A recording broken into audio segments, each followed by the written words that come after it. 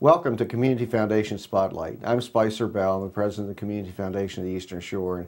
And through this series of programs, we shine that spotlight on nonprofit organizations that are doing great work in our community. And today my guest is Jackie Gast, and Jackie is with the Eastern Shore Business Leadership Network. That's a mouthful to start with, Jackie. Yes, I have to be real careful I don't get tongue-tied on that one. But welcome, Jackie.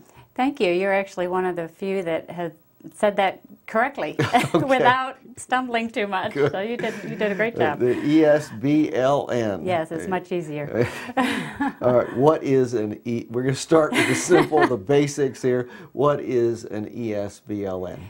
The ESBLN, Eastern Shore Business Leadership Network, is a organization. We're under the Salisbury Area Chamber of Commerce. We work with the chambers up and down the shore, but we promote the employment of people with disabilities and the benefits. And we also, excuse me, we also talk to businesses about how they can, with the consumer market, make their customers a little more welcomed in their business. Okay, great. And you serve, you're based here in Salisbury. We are based in Salisbury. But your service area goes well beyond Wicomico County. It does. It does. We actually cover the 9 counties of the Eastern Shore. We can go into Delaware if we'd like to. Mm-hmm. We also have the 2 lower Virginia counties on the Eastern Shore. Getting there is interesting, but thank goodness for email and the internet, so that helps a lot. How did something like the Eastern Shore Business Leadership Network get started? It began actually in other states in 1994. We didn't form the ESBLN until 1998, so we really are one of the earlier BLNs in the country, but it is a national affiliation. There's a US BLN. They are based, well, it's national, but they are based in Washington, D.C. And it came from the Governor's Committee for People with Disabilities in the various states. There was funding for that years ago. And then it just kind of evolved and moved as funding sources changed to regional groups. So there's I believe we have 45 states represented now.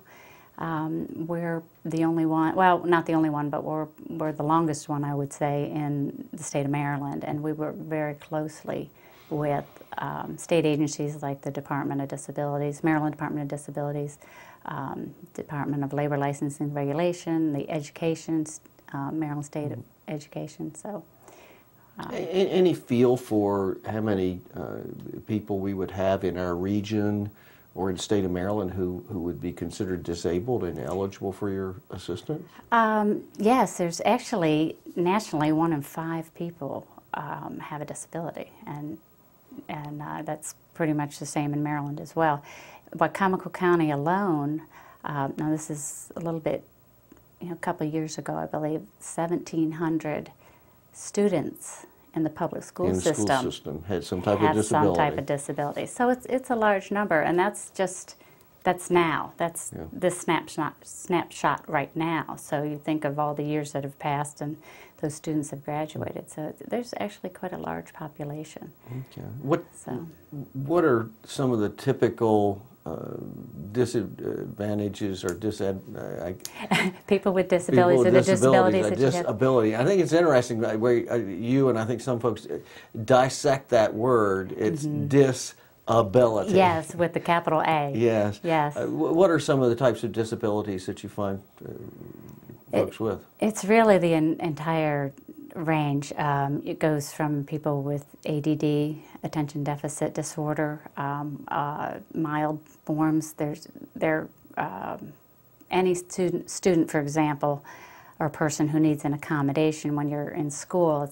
They call it a 504 student. So it's hidden many times where you don't really know that they have a disability. Many times they're hidden. To that person who is maybe being in a service provider or an agency that helps that person to severe disabilities, where they're maybe in a wheelchair or maybe in a bed, and so it's the whole range. But ranges in all levels of ability and the economics, you know, whether you are poor or wealthy or whatever, it ranges all levels of intelligence. So, for example, many times people with cerebral palsy, people will think they're not intelligent because they move differently or they just talk quite normal, or perhaps in some cases, somebody could be quite intelligent. Oh, yes, but definitely. have physical handicaps that limit their movements or confine them to a wheelchair or something like that. So then they're kind of labeled as maybe not being capable of doing certain things when actually they really are. What are some of the misconceptions that you encounter? I'm sure. Well, well, that's one of them. It's funny when you, if you've ever talked to someone who's blind, people tend to want to raise their voice when they're talking to them. I'm blind, I'm not deaf. Okay. So, but really, it's that one of the biggest misconceptions is that people just aren't aware of the ability of what they can do, or they limit or prejudge what that person can do. So you don't really give them the chance to prove themselves.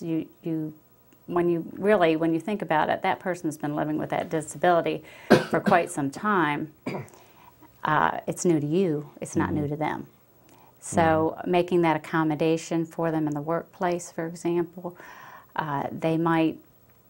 the employer might think, oh, this is going to be costly. And they don't even think about asking the individual what they need. And many times they don't need an accommodation at all. Or they've already figured it out. They need an opportunity. They just need the opportunity.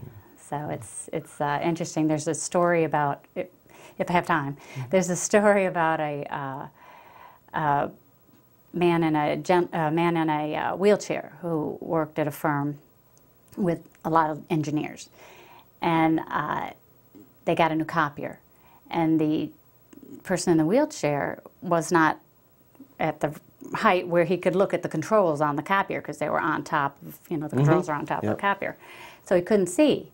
So the engineers, without asking him, all get together and they're like, oh, this is what we can do. We can make a platform and get some hydraulic lifts. And I know I'm not using the right terminology, but we'll get some hydraulic things to make that go up, and at a cost finally of like $2,000 they were able to get this really cool lift, and so it would get high enough so the guy in the wheelchair could see the controls. Well, I bet I know where this is going. So they finally they came over with the plans to show the guy, look, this is what we can do, isn't it really cool?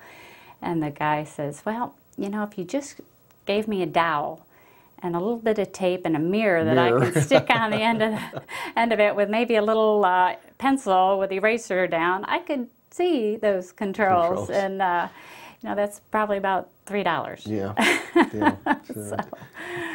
Just an example. So I won't pick on our engineering viewers, but sometimes things are a little over-engineered. You got it. See examples. They're wonderful. Of that. Well, great. Well, just for a break here, Jackie, you're watching Community Foundation Spotlight. I'm Spicer Bell, and my guest today is Jackie Gast, and we're talking about the Eastern Shore Business Leadership Network.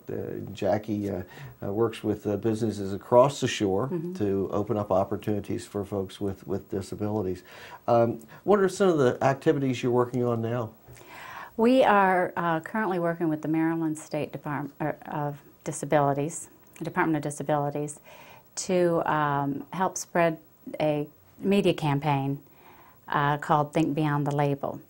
And we're going more regionally. It's a national campaign that 24 states have bought into. Maryland is one of them, and then Maryland wanted to get that Eastern Shore push as well. So they're working with us because we have a great relationship with them. And there's a little 30-second public service advertising. I think you're going to try to get on Pac14. Yes, here, I am. aren't you? Yes, I am. It's great. It has Maria, who's in a wheelchair, who goes around the office pointing out people who are a little bit different but still have a lot to offer in the workplace. So watch for it, because now, it you is described in one of different them places. as, what was it, copier? Copier incapable. Copier incapable. Around my office, I might be considered copier incapable. Yes, Yeah. yes, yeah. So it's a really good commercial, I think, and we're really glad to be able to spread the news about that. So if you're a chamber member, we've talked to just about all the chambers on the Eastern Shore of Maryland, and they're sending out a blast, not a blast I should say, but putting it in their news and notes. But take that 30 seconds to look at that, because it's a pretty good message. And you said also that there's a link to that on your website, didn't you? There is. It's on the front homepage. Okay. And give folks your website address. I know our friends here at Pac14 will show it on the screen. it's www.esbln.org. That's a real easy Real one. simple. Very great. Eastern Shore Business Leadership Network. Now, October is National Disabilities Employment Month. Yep, you almost got that one, Spicer. That's a Disability tough one. Employment Awareness Month. It took me probably a few years to actually get that one down in one, so you're doing great. Yes, Disability Employment Awareness Month, and that's part of the Think Beyond the Label campaign that we're doing to let people aware of what's going on. So, What are some of the benefits of employing individuals who are disabled? well, what's really great is that I've gotten more and more stories since doing this campaign, this media campaign lately, and talking to employers. The number one thing that I hear, it's really one and two, really close, is people will stop and say, you know, I've employed some people with disabilities, and we're really talking about those with maybe developmental disabilities in this particular case. And they say, you know, they're really dependable. They come to work every day, they're there on time, and they really want to work.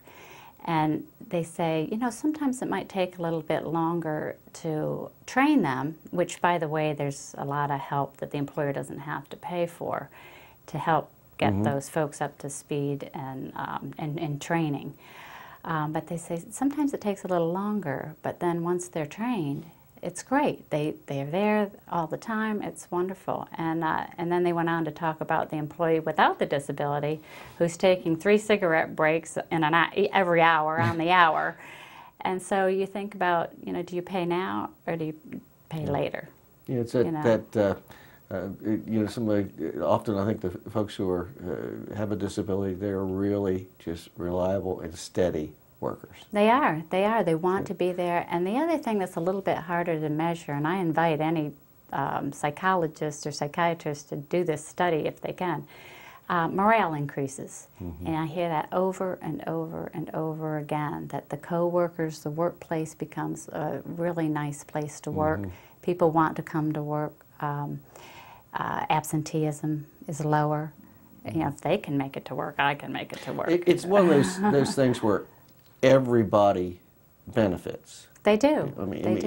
you're not being charitable to hire somebody with disabilities. You're giving them an opportunity, and at least the situations where I've seen it, I think you're right. It improves the morale, the energy, the cohesiveness, the loyalty It does. of the entire staff. It does. 1 in 3 people nationally, or excuse me, the unemployment rate for people with disabilities nationally is 3 times higher for people with disabilities. In the state of Maryland, it's about 2 times higher. We're So doing a little better bit better than the national average. We are. But when you have, and we're talking about people who want to work and people who are qualified. We're not, as you said before, it's not charity. We're not asking, we're not with our hand out saying, what can you do for me? We're here with a qualified individual who we're saying, this is what we can do for you. This is how we can help you improve your bottom line and, you know, reduce your costs. Recruitment costs are lower, particularly if they are working with a service provider in the area. A service provider is an agency who works to get folks ready for employment and to prepare them ahead of time. The success rate for those folks is so much higher than if you were just to take someone off the street, and turnover is a lot lower. So, and sometimes someone with disabilities may need some adaptive technology or some adaptation of their work site. Is there assistance for that? There is, and actually the need for that is not very common. To tell you the truth, most accommodations don't cost a thing, and or at least cost a little bit. Like the fellow with the mirror on the stick. Exactly. Well, yes, but it's amazing how if you can be a little creative, and again, that person usually knows what's needed. But we have a wonderful resource on the shore here through HCI. They are the Maryland State representative for the Technology Assistance Program, which is assistive technology. So if you need say there's some keyboards that are ergonomically designed to help reduce fatigue, or even if, say, a person, once again, with cerebral palsy, for example, it's hard to, or whatever kind of disability that may prevent them from keeping a steady hand, Parkinson's disease, for example. There are, do you call them mice or a mouse for the computer, that is designed to help with that. And there's keyboards that are designed to help with that. But a lot of people, even the persons with disabilities themselves, sometimes aren't aware that these kind of devices are out there. And so right here in town, in Salisbury, again, HCI. That's HCI. Used to be program. Holly Community Incorporated. They abbreviated to HCI, and they're located in the Mack Center, the Weinberg Center. Over, it's on the Holly Center campus, but not an affiliated organization. It's an independent organization, and very helpful staff there. Oh, yes. Some folks that are really very, very talented. They do, and they have a room that has a lot of the different technology in it. So you can go and take a look at what's available right there, and you'll be amazed at all the different things that are helpful. I got so many questions, Jackie. It seemed to me, critical to your success are human resource departments and HR people. Do you have an outreach to them or a connection with them? Actually, I do. I am a member of the Eastern Shore Society for Human Resource Management, and but really, a lot of times this is a top management buy-in. Okay. You really have to have that top management buy-in to be able to do this too, because sometimes, well, you will need many times because of the many misconceptions, a disability awareness, maybe some training that will help with the transition, depending on what the disability is and who's coming in. But it's amazing. You have to get folks over a lot of the preconceptions they may have in terms of how a person is going to be able to integrate into a workplace, how productive they're going to be, how they're, the response of their coworkers and those sorts of things. Once the folks are working in, and it doesn't take long, you don't see the disability anymore. You just see, well, they can work, they can do the work just like anybody else. So last year, the Community Foundation participated in your project, Able to Work, at the zoo. You going to repeat that this year? Yes, we are. We just did talk with the zoo, and we're going to do that. And we had a wonderful day. We had employers who sponsored teams to come out and do the zoo's spring cleanup, and we teamed them up with people with disabilities in the community who were job ready, but were having a hard time finding a job and had barriers to employment. Not that these employers were particularly hiring at the time, especially with the economy the way it is, but they will rehire again, or be able to hire soon. So we're getting ready for that. But the folks with the disabilities were able to show that they were eager to work. It was all volunteer on the employer side and the people with the disabilities side. Strictly volunteer. Spruced up the zoo some. We had a good time. Oh, it was fun. And great hot dogs. Yeah. Good opportunity to socialize with folks that we otherwise might not have an opportunity to come in contact with. Yes, and we had some wonderful sponsors, and I'm afraid to name them all because I know I'm going to miss some, but please look on our website because they're listed there. We have just some wonderful sponsors. An upcoming event, it'll be repeated again this April. Yes, it will. Okay. Well, the spring. Okay, we'll urge people to watch for that. Do you have any success stories you can share with our viewers?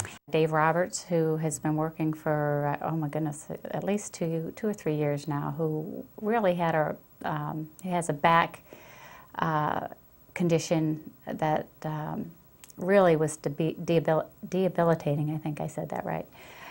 And he just was really down and out. And he connected through one of the service providers who connected with me, and I had been talking to, networking with business community, and had found out through the chamber actually that there was an opening for individual.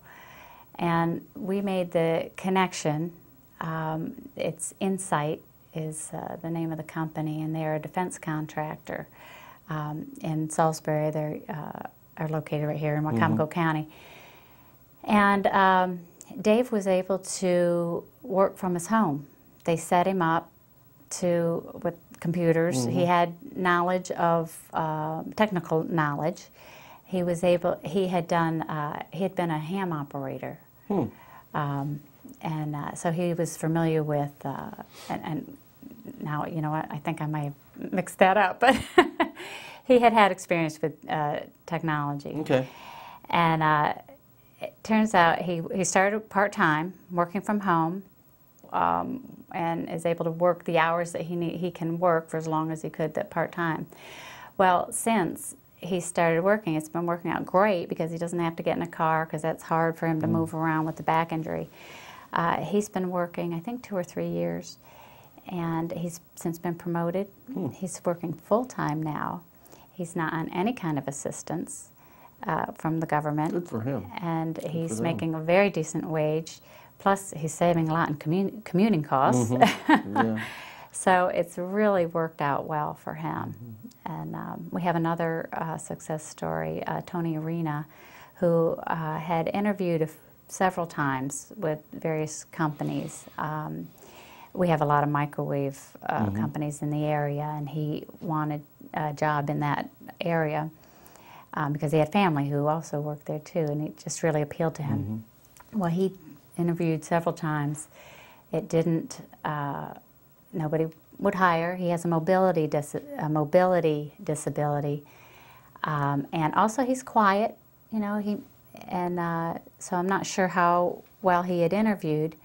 But then we did a program called Ability Matters Soldering, and it's on our website too, a short video about it where Tony's one of our stars.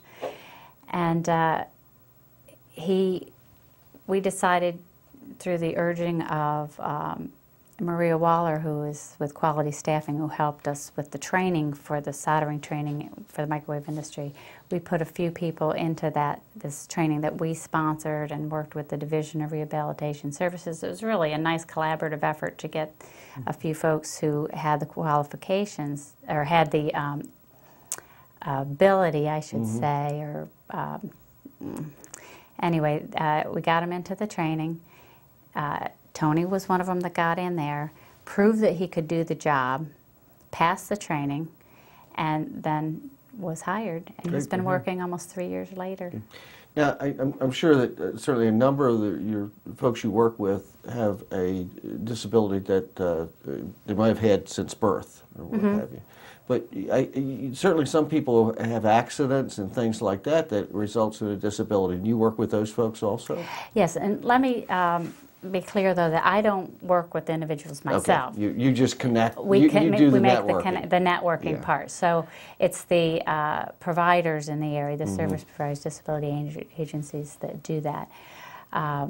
But yes, as far if you're had an accident on the job, retention. We want to help you be able to help the companies be able to retain that individual. Okay. And sometimes they might need assistive technology to help them get back on the job, or maybe to move into a different area, or maybe change up the job description a little bit to share, to take the load off of maybe a coworker, that he can do that job, and then he'll, you mix and match up some of the job descriptions with your coworkers. And that's actually what happened with Tony Arena with his mobility limitations. They had a team member do some of the running to get some of the parts that were needed, and then he took on some of the workload of that individual. So they traded a little bit, and it's worked out really well. Jackie, how can our viewers help support your efforts? Well, of course, there's always donations and sponsorships that we accept through the Salisbury Area Chamber of Commerce. We have had some sponsorships through companies in our area, very generous companies, so that's been wonderful. But really, our target is, the employers, to get them to share ideas with others and share their successes with other people, and that will go a long way to help support what we do. Hire people with disabilities, recruit from that pool of labor, and so really, their advantages not just for those employees, but their advantages for the employer, certainly. Most definitely, and this is bad, but for me, because if I'm totally successful, I won't have a job anymore. That's all right. And that would be great. We want to put you out of work. That would be great. Put me out of work. Put Jackie out of work. If someone's interested, how do they get in touch with you? Through our website, the esbln.org, or through the Salisbury Area Chamber of Commerce.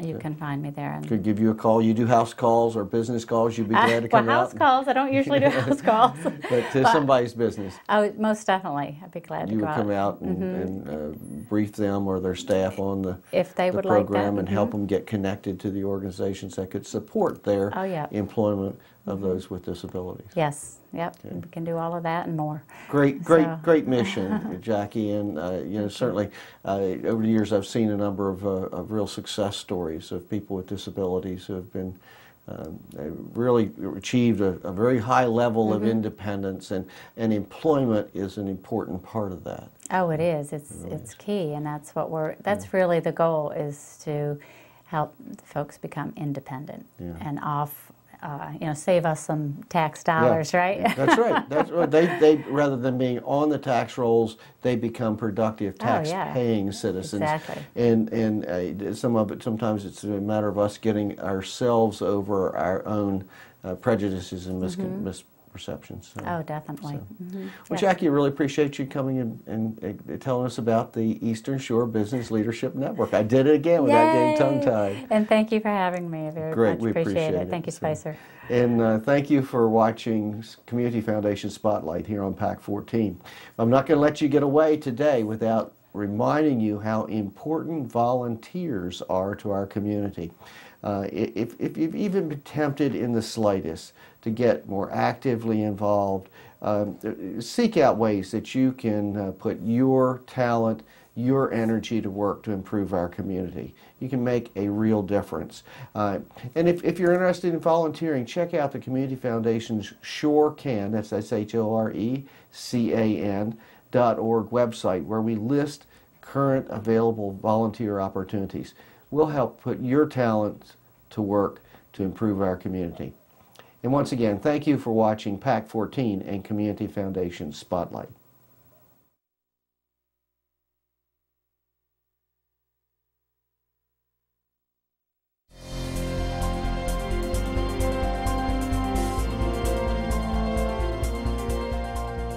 Would you like to see your community organization or nonprofit group featured on Pac14? To get started, contact us at 410-677-5014 or visit our website at www.pac14.org. Pac14 is a great way to connect with your community.